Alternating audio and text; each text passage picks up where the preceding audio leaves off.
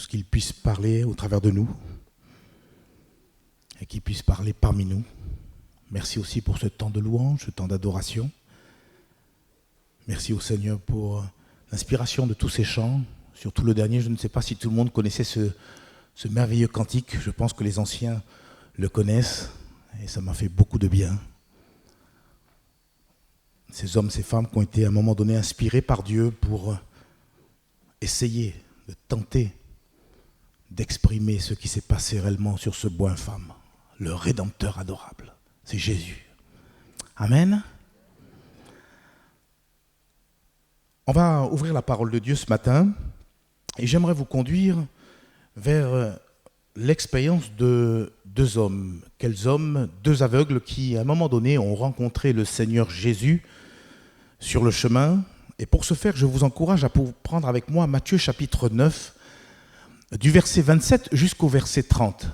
Juste ces quelques versets seront suffisants ce matin bien pour nous instruire les uns et les autres. Matthieu chapitre 9, à partir du verset 27 jusqu'au verset 30. Je vous laisse le temps de chercher cette merveilleuse histoire vraie, je précise, entre Jésus et puis ces deux aveugles. Nous lisons ensemble. Étant parti de là, Jésus fut suivi par deux aveugles qui criaient « Aie pitié de nous, fils de David !»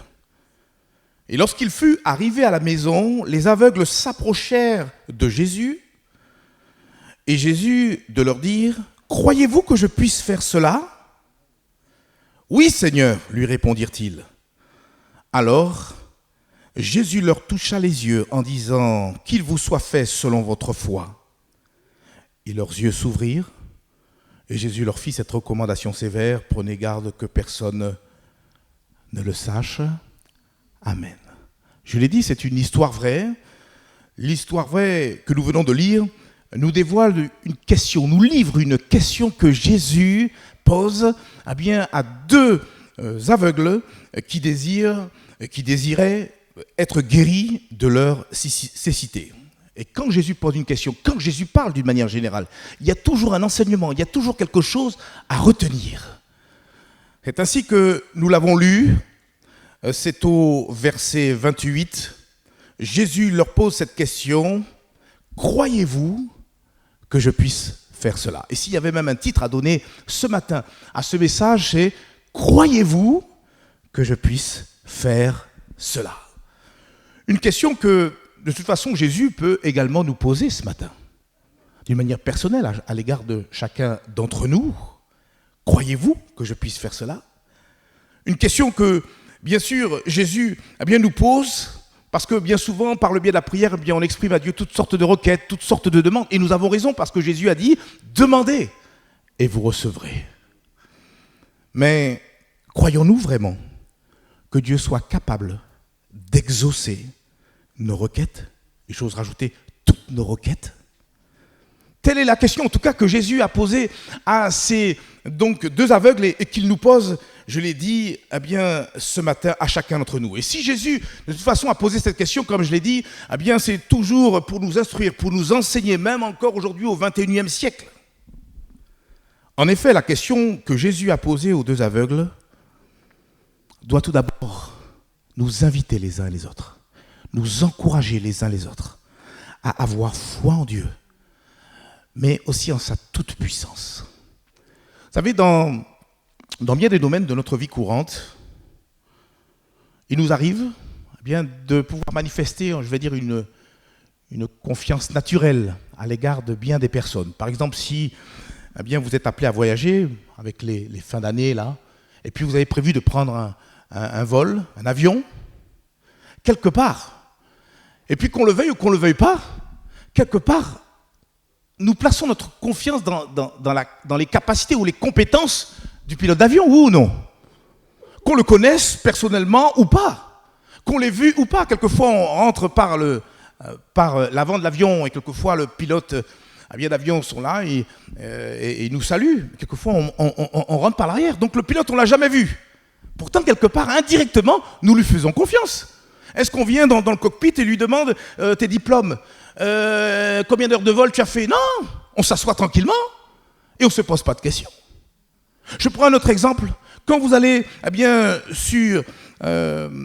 l'hôpital, subir une opération, on vous emmène au bloc opératoire, on vous parle d'un chirurgien, mais quelque part, qu'est-ce que vous êtes en train de faire? Qu'est-ce que nous sommes en train de faire? Si ce n'est de placer notre vie entre les mains de cet homme. Nous nous confions là aussi, nous nous remettons à ses compétences, à ses capacités. Et on est d'autant plus rassurés que, lorsque on nous dit, tu verras, c'est un bon chirurgien. On m'a dit dernièrement, oh Joël, si tu as des problèmes de prostate, va voir telle personne. Il est excellent, il est génial. Frères et sœurs, si nous croyons à la capacité des hommes, alors à combien plus forte raison nous devrions croire en la capacité infinie, et je souligne infinie, de notre Dieu. Amen ou pas amen? Et Dieu nous a déjà révélé, par toutes sortes de révélations au travers de sa parole, combien sa capacité est illimitée.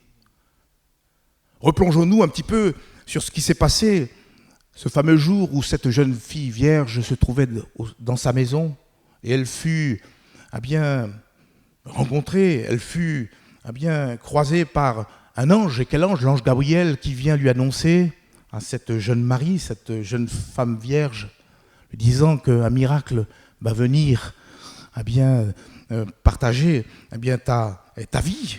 C'est-à-dire que le Seigneur Jésus va naître miraculeusement, sans l'assistance d'un homme, va venir naître dans ton sein. Et Marie, tout étonnée, va dire, mais comment cela peut-il se faire? J'ai connu aucun homme.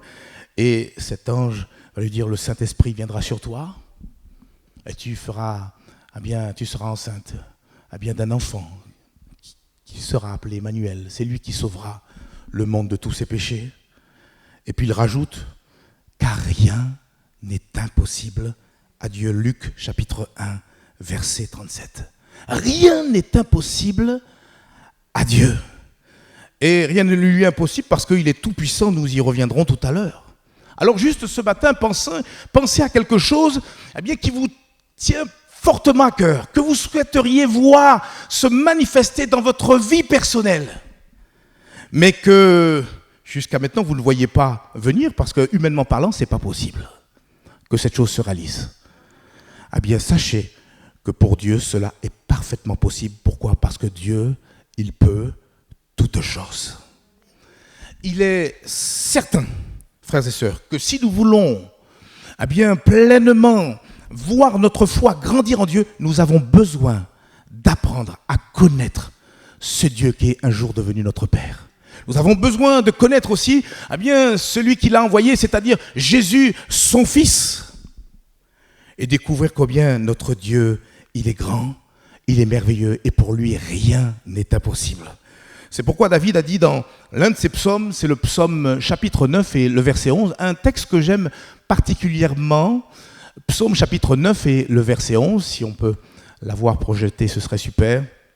Il nous est dit, et je vais vous lire ce verset dans la version Bible français courant, qu'il compte sur toi, autrement dit qu'il se confie en toi, ceux qui savent qui tu es, car tu n'abandonnes pas ceux qui se tournent vers toi, Seigneur. Qu'il compte sur toi ceux qui savent qui tu es. Mon frère, ma sœur, si tu sais qui est Dieu ce matin, alors tu as tout intérêt, alléluia, à pouvoir compter sur lui.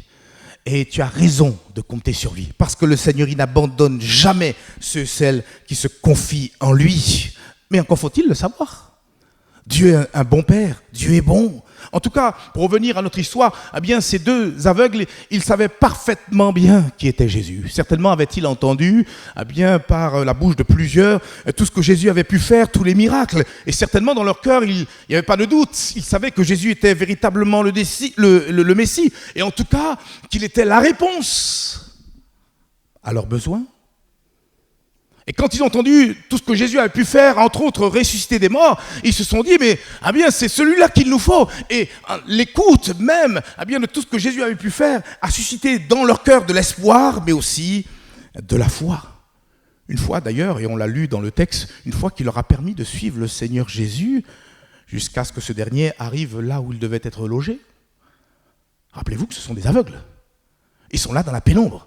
Mais comme ils savent que c'est Jésus, je ne sais pas comment ils se sont arrangés tous les deux, mais ils ont suivi le Seigneur.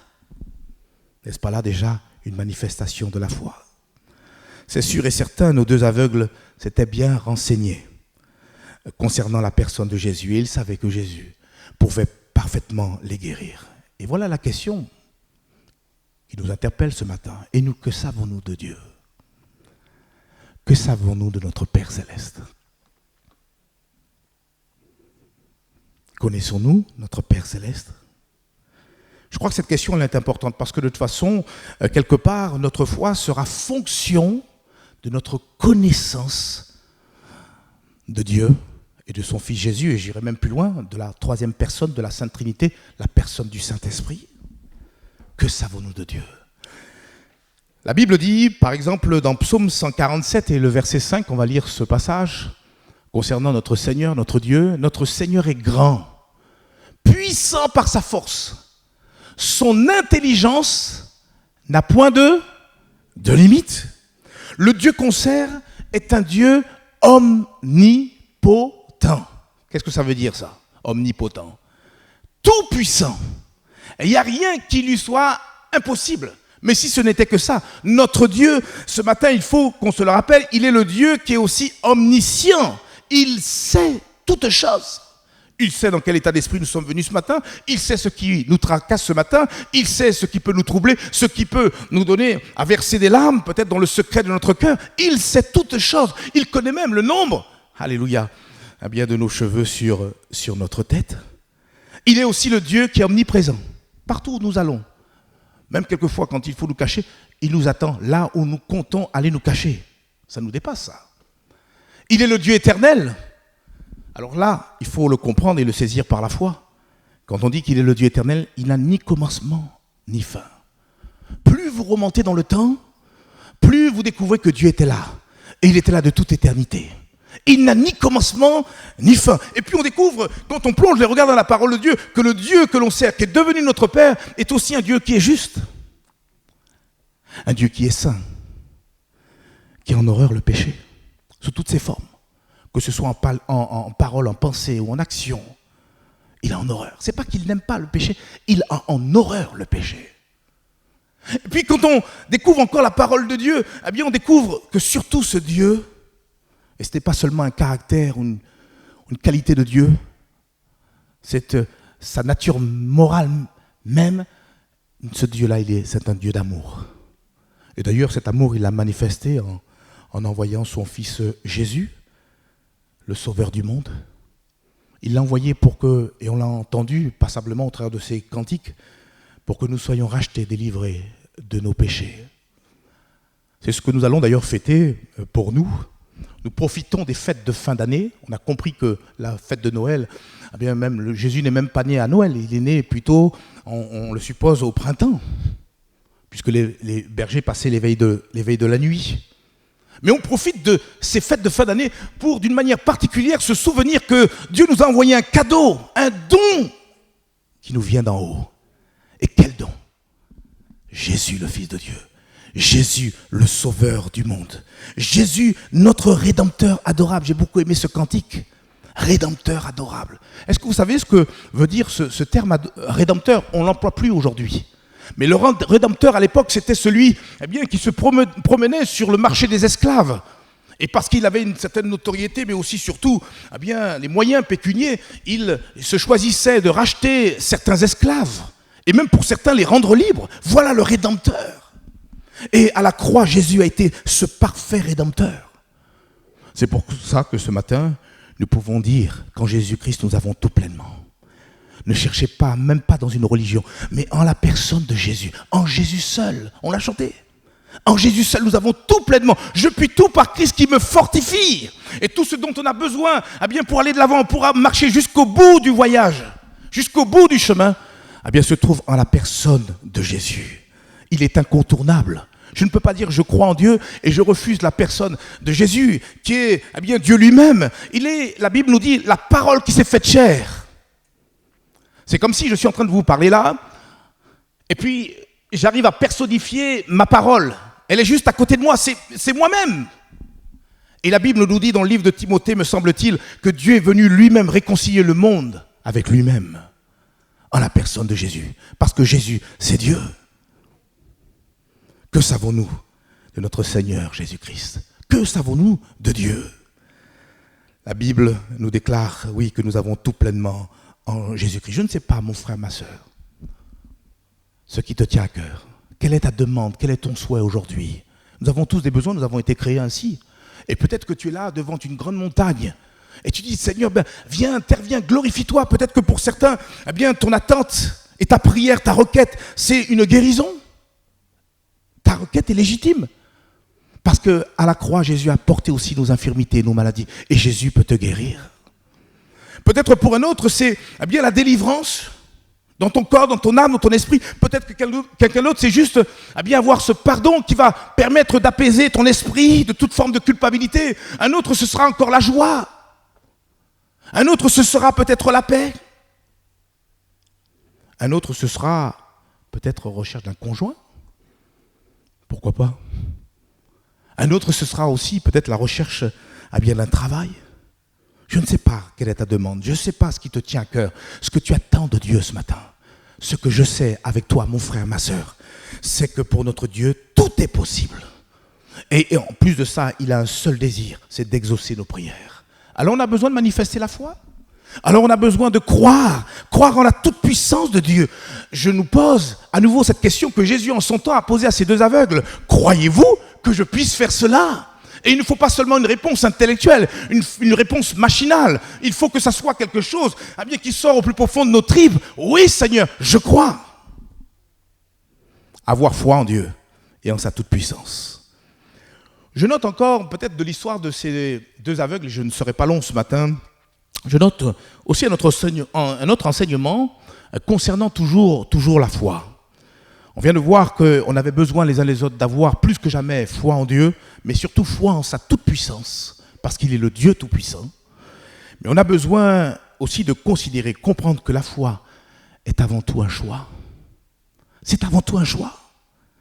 La foi consiste à choisir de faire confiance en notre Seigneur Jésus-Christ. Et faire confiance aussi en ses paroles. Tout comme l'a fait d'ailleurs ces deux aveugles, lorsque Jésus leur a posé la question, croyez-vous que je puisse faire cela?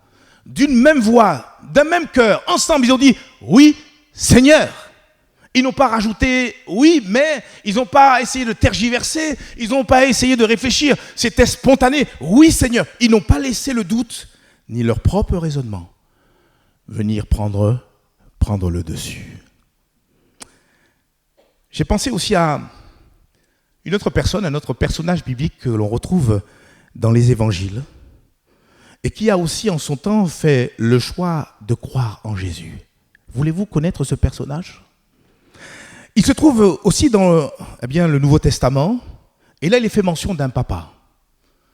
Un papa qui était embêté et pour cause.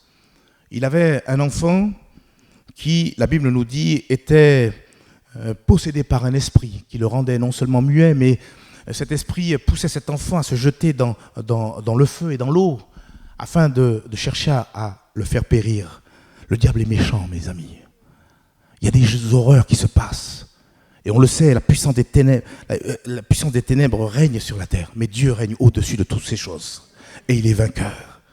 Et on découvre un petit peu l'histoire de ce papa qui, à un moment donné, a amené son enfant vers Jésus. Et je vous lis juste une partie de cette rencontre dans Marc chapitre 9, du verset 20 jusqu'au verset 24. Regardez, lisez avec moi ce qui s'est passé. Il y a une belle rencontre là. Et on voit encore la tendresse, le tact du Seigneur Jésus. Il nous est dit, et aussitôt que l'enfant vit Jésus, l'esprit l'agita avec violence. Il tomba par terre et se roulait en écumant. Si un jour ces choses se passent, ne soyons pas surpris, frères et sœurs. Pour l'avoir vu, c'est vrai que ça fait quand même du spectacle, ça fait du remue-ménage. Mais ce sont des réalités qui se passaient déjà du temps du Seigneur Jésus.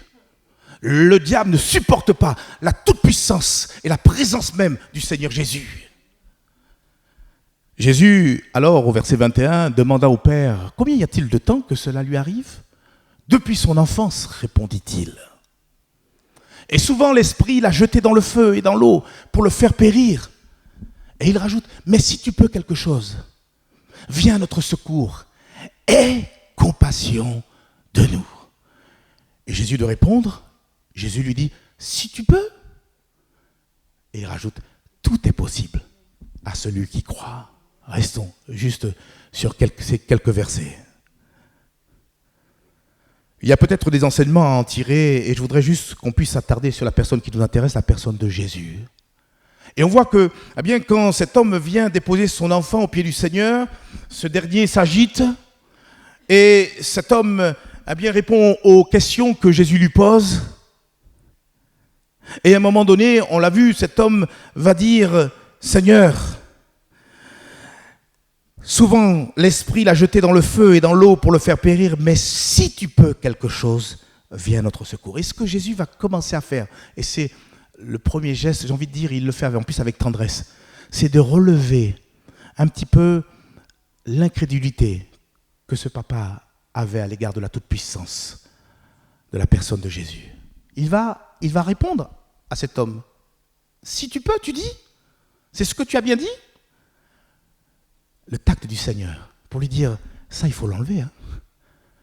Parce que moi je peux tout. Il faut que tu connaisses et tu vas le voir se manifester.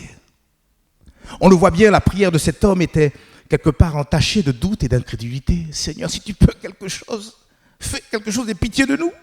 Il n'était pas quelque part très certain que Jésus puisse faire quelque chose dans sa situation. Remarquez, il faudrait relire un petit peu le contexte. Avant d'amener son enfant au pied du Seigneur Jésus, ce papa avait amené son enfant d'abord vers les disciples de Jésus.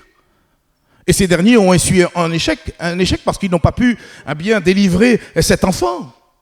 Alors on peut comprendre que la foi de cet homme s'est quelque peu fragilisée. Il était là avec des doutes.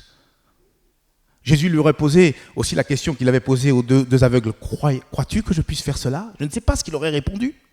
Mais toujours il a dit, si tu peux quelque chose, fais quelque chose. Vous savez, la vraie foi a un langage qui ne laisse aucune place, ni au doute, ni à l'incrédulité.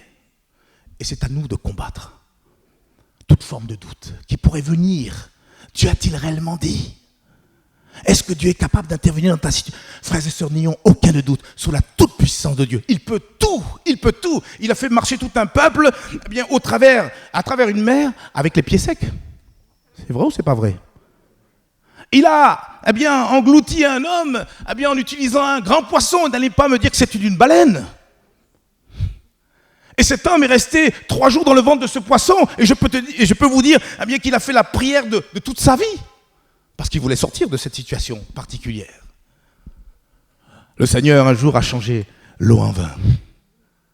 Un jour, il s'est tenu devant un sépulcre. Et il a demandé à la famille de pouvoir ôter la pierre qui se trouvait à l'entrée de ce sépulcre. Quelqu'un lui a dit, mais Seigneur, il sent déjà. Ça fait 4 jours qu'on l'a enseveli. Et le Seigneur, avec une grande patience, va dire à cette personne, qui n'était ni plus ni moins la sœur du défunt, Marthe, il va lui dire, ne t'ai-je pas dit que si tu crois, tu verras la gloire de Dieu. Et Jésus, le Fils de Dieu, Dieu lui-même, avec à sa simple voix, va dire, Lazare, sors! Que s'est-il passé? De la pénombre du sépulcre est sorti un homme. Car Dieu est capable de ramener à la vie ce qui jusqu'alors est mort à tes yeux. Parce que notre Dieu, il est tout puissant. Amen ou pas amen, frères et sœurs? Est-ce que nous le croyons? À nous de combattre en nous toute forme de doute ou d'incrédulité qui pourrait nous empêcher de recevoir de la part de Dieu. Parce que j'aurais pu le mettre aussi parmi les versets ce matin, ce passage de l'épître de Jacques où le Seigneur dit, mais si quelqu'un manque de sagesse, qu'il demande à Dieu, mais si tu as besoin de quoi que ce soit, demande-le à Dieu. Mais surtout, ne doute pas. Ne doute pas, parce que celui qui doute, qu'il n'espère même pas recevoir quelque chose de la part du Seigneur. C'est pas moi qui le dis, c'est la Bible. Car il dit que celui qui doute, il est semblable au feu de la mer, qui viennent, qui partent, qui reviennent, qu'un tel homme n'espère pas recevoir de la part de Dieu s'il se met à remettre en cause la toute-puissance de Dieu. Alors donc Jésus commence par relever l'incrédulité de ce papa, et puis il fait après une deuxième chose, et on voit là toute la tendresse, l'éducation de notre Seigneur, son tact. Il va commencer à enseigner ce papa. il est très court. Il va donner une vérité concernant la foi. Il va lui dire, tout est possible à celui qui croit. Et j'ose bien rajouter, tout est possible à celui qui croit en Dieu et en Jésus. Parce qu'on peut croire en toutes choses. On peut croire au pouvoir de l'argent, on peut croire à toutes sortes de choses. Mais il est question là de croire en Dieu et en Jésus-Christ, son Fils. Tout est possible à celui qui croit. Et quelque part, au travers de cette parole, Jésus était ni plus ni moins en train d'encourager cet homme à faire le choix maintenant, malgré son incrédulité, à pouvoir faire le choix de faire pleinement confiance au Seigneur Jésus. Et on voit la réponse spontanée de ce papa, de ce père de famille. Marc chapitre 9 et le verset 24. Marc chapitre 9, verset 24. Aussitôt, le père de l'enfant, il n'a pas cherché à calculer, attends, je vais réfléchir. Aussitôt, le père de l'enfant s'écria, je crois. Il a fait un choix. N'attendez pas un ange, n'attendez pas à ressentir quelque chose. C'est je choisis de faire confiance à Dieu. Je choisis de croire en ses promesses, en ce qu'il me dit. Je crois. Et puis il fait en plus quelque chose. Ce père de cet enfant possédé, il va dire, viens au secours de mon incrédulité. Il se sent poussé de pouvoir quelque part confesser la faiblesse de sa foi.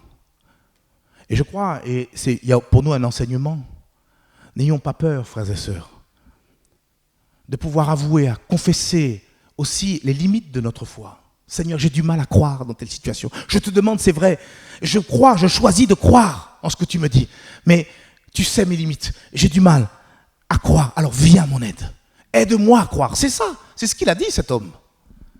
Et le Seigneur qui, d'ailleurs, fait grâce aux humbles, eh bien, va supplier, c'est bien le mot, eh bien, aux besoins de cet homme au niveau de sa foi qui était faible. Et la preuve, c'est qu'on aurait pu lire les versets suivants, le Seigneur eh bien, va instantanément guérir ce jeune homme qui sera entièrement délivré eh bien, de ses puissances ténébreuses. Notre Dieu, il est grand, frères et sœurs. Quel que soit ton besoin, Dieu peut tout ce matin. Et il est là. Et il nous a fixé rendez-vous et il a voulu nous parler de cette façon. Revenons à l'histoire de nos deux aveugles pour terminer, peut-être en ajoutant un dernier enseignement, toujours concernant la foi. On a vu qu'il est important qu'on puisse avoir foi en Dieu, mais foi en sa toute-puissance. On vient de comprendre que la foi, c'est ni plus ni moins un choix que nous faisons. Nous choisissons de nous appuyer sur Dieu, nous choisissons de nous fier en lui, nous choisissons de croire à la lettre, au iota près, tout ce qu'il nous a promis. Mais au niveau de la foi, il faut aussi qu'on se rappelle que Dieu va toujours honorer notre foi qui est mise en action. Et on le voit bien quand on lit la suite du texte, Matthieu chapitre 9, versets 29 à 30, on revient à notre texte de base. Alors, quand cet homme a fini de dire « Oui, Seigneur, je crois », alléluia, quand plutôt ces deux aveugles ont dit « Oui, Seigneur, je crois », alors, que fit Jésus? Jésus leur toucha les yeux en disant « Qu'il vous soit fait selon votre foi ». Verset 30, le verset suivant. Et leurs yeux s'ouvrirent. Jésus leur fit cette recommandation sévère « Prenez garde que personne ne le sache ». Quelque part, eh bien, quand le Seigneur a vu cette foi manifeste dans le cœur de ces deux aveugles, eh bien, Jésus, quelque part, a récompensé leur foi. Jésus est le chef et le consommateur de notre foi. Dès qu'il trouve une foi, même si elle est petite, grosse comme un grain de sénévé, eh bien cela est suffisant pour déclencher le bras tout-puissant de notre Seigneur. Est-ce que nous le croyons, frères et sœurs? La foi, partout où elle se trouve, fera toujours mouvoir le bras tout-puissant de Dieu. C'est juste une question de temps. Et c'est là où il faut eh bien, manifester de la persévérance. Et c'est là où nous devons eh bien, être patients. J'ose rajouter que non seulement le Seigneur, il exauce, mais il peut exaucer nos prières au-delà de ce que nous pouvons demander ou penser. Est-ce que vous le croyez, ça? Qui l'a dit, ça, dans la Bible? Amen? C'est pas Amen qui a dit ça dans la Bible, hein? C'est l'apôtre Paul. Regardez avec moi. Éphésiens chapitre 3, verset 20. Or, à celui qui peut faire par la puissance qui agit en nous, infiniment au-delà de tout ce que nous demandons ou pensons. Et cette déclaration formelle de Paul est une réalité pour nous qui connaissons le Seigneur, pour nous qui avons fait de Dieu notre Père Céleste, pour nous qui choisissons de placer toute notre confiance en Dieu. Cette déclaration a du sens. Le Dieu, il nous aime tellement qu'il veut non seulement répondre à nos besoins et nos attentes, mais même nous donner en abondance, plus que ce que nous pouvons attendre. Et j'ai justement choisi pour vous une histoire que l'on raconte concernant un roi, le roi d'Arabie Saoudite. On raconte qu'un roi, je vous lis juste cette histoire, on raconte qu'un roi d'Arabie Saoudite invita un jour un célèbre joueur de golf pour un tournoi dans son pays. Après le tournoi, et alors que le célèbre joueur de golf était sur le point de rentrer dans son pays, le roi donc d'Arabie Saoudite lui déclara « J'aimerais vous faire un cadeau. Dites-moi ce que vous voulez. » et je vous le donnerai. Mais le joueur de golf déclina poliment l'offre du roi, affirmant qu'il n'avait besoin de rien. Mais le roi insista. Alors le joueur de golf finit par lui dire « Eh bien, votre Altesse, excusez-moi, je collectionne les clubs de golf. » Alors, petit rappel, le club, c'est quoi? C'est juste l'instrument, pour ceux qui jouent au golf, vous savez de quoi je veux parler. C'est juste l'instrument utilisé par le golfeur pour justement lancer la fameuse balle de golf. Très bien, lui dit le roi. J'en prends bonne note. Puis ils se quittèrent. Le joueur de golf pensait qu'il allait recevoir par la poste un colis renfermant un club plaqué or ou incrusté de diamants. Mais imaginez sa surprise quand il reçut chez lui, quelques semaines plus tard, une lettre contenant l'acte de propriété d'un terrain de golf de plus de 600 hectares. Le joueur de golf pensait à un club, ce que j'ai dit tout à l'heure, un instrument, ce qui sert à envoyer la balle. Tandis que le roi, lui, il pensait à un club de golf, c'est-à-dire l'immense complexe servant à jouer au golf. En fait, le roi d'Arabie Saoudite ne pensait pas de la même manière que le joueur de golf. Et c'est un peu pareil avec Dieu, notre Père Céleste, qui est infiniment grand, qui est tout-puissant. Il saura nous donner infiniment au-delà de ce que nous pourrions penser ou espérer. Mais la question, et je termine par cela, reste bien devant nos yeux. Le croyons-nous? Croyons-nous que Dieu est capable d'intervenir, quelles que soient nos situations, et même nous donner infiniment au-delà de ce que nous pourrions espérer, penser? Alors aujourd'hui même, invoquons notre Père Céleste de tout notre cœur et recevons de sa part les grâces et les bénédictions qu'il désire nous accorder les uns et les autres. Prions ensemble le Seigneur. Merci Seigneur de nous interpeller par cette question que tu as posée en son temps à ces hommes qui, par eux-mêmes, ne pouvaient pas solutionner leurs problèmes. Ils étaient aveugles. Aucun médecin dans le monde ne pouvait les guérir. Il n'y avait pas de solution. Jusqu'au moment où ils ont entendu parler de toi et cela a fait naître dans leur cœur de l'espoir et beaucoup de foi. Et en te rencontrant, ils ont été confrontés à une question que tu nous poses ce matin. Croyez-vous que je puisse faire cela? Seigneur, j'ai envie de te dire, de la part de chacun d'entre nous, augmente-nous la foi. Donne-nous à croire qui tu es. Donne-nous à vivre qui tu es. Donne-nous, Seigneur Père, à ne point nous limiter même dans nos demandes, parce que tu peux tout et rien ne t'est impossible. Et tu nous le rappelles au travers de cette histoire. Tu es capable même de nous donner infiniment au-delà de ce que nous pourrions penser ou espérer. Tellement ton amour est immense. Tellement tu es un grand Dieu. Tu vois les requêtes, tu vois les demandes, tu vois les attentes des cœurs.